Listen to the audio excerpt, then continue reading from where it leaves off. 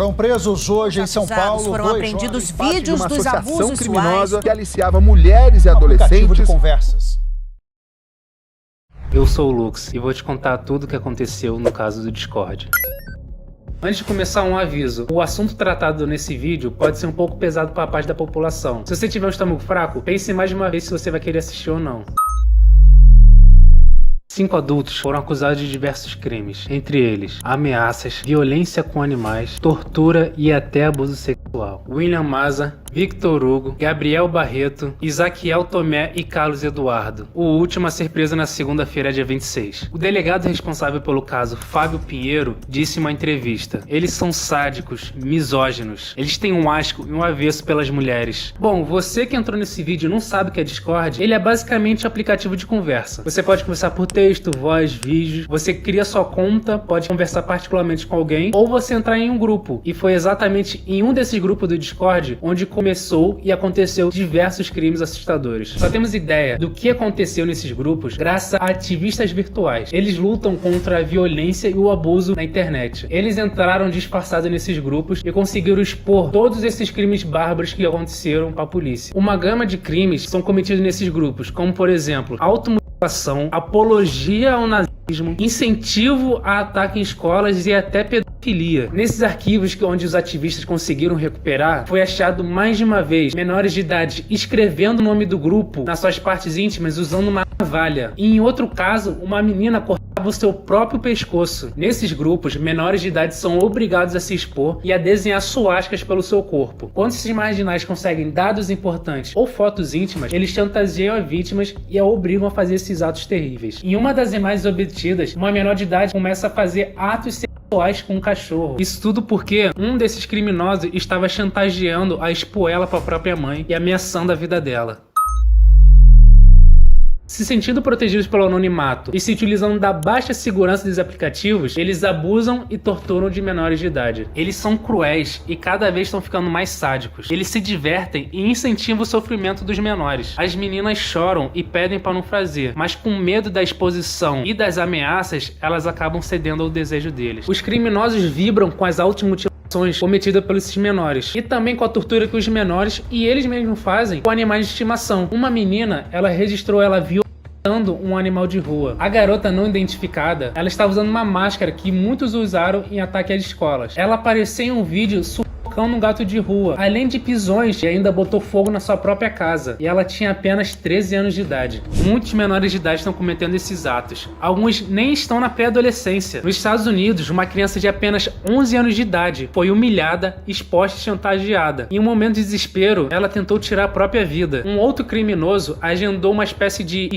virtual contra uma menina de 12 anos de idade. Eles ameaçam as garotas, obrigando elas a mandar fotos das partes íntimas. Em um dos casos, eles chegaram a ameaçar até a mãe das vítimas, dizendo que eles iriam esfaqueá-la até a morte. Mas por que isso acontece?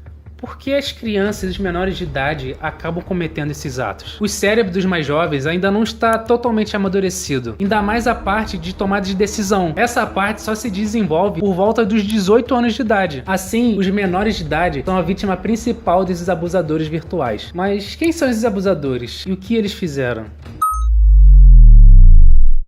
Isaquiel Tomé dos Santos, 20 anos, também conhecido como Dexter. Ele está preso desde 28 de abril e ele foi o primeiro a ser preso. Ao todo, a polícia identificou 14 vítimas dele. Ele é apontado como um torturador que tratava uma adolescente como uma escrava sexual em um dos vídeos que está sendo investigado pela polícia. Entre as evidências estão fotos de menores nus com partes do corpo mutilada com seu apelido. Isaquiel admitiu às autoridades que ele chantageou para que as menores se mutilassem. Carlos Eduardo Custódio, conhecido como DPE, 21 anos. Dentre os 5, ele foi o último a ser preso e, na minha opinião, ele é o que vai ficar mais tempo na cadeia. Só para você ter uma noção, entre os crimes que ele cometeu, é só estupro e assassinato. O primeiro caso que a polícia teve contato com Carlos Eduardo foi o aliciamento de uma menor que morava em Joinville, em Santa Catarina. Além dos casos de estupro estupro virtual, um desses casos aconteceu pessoalmente. Usando de tortura psicológica e manipulação, ele convenceu a menor que a família dela não gostava dela, e quem gostava verdadeiramente e quem iria cuidar dela era ele mesmo. Como ela é de menor, não temos informação e nem daríamos a informação para vocês qual o nome dela. Então, nesse vídeo, iríamos usar o nome fictício de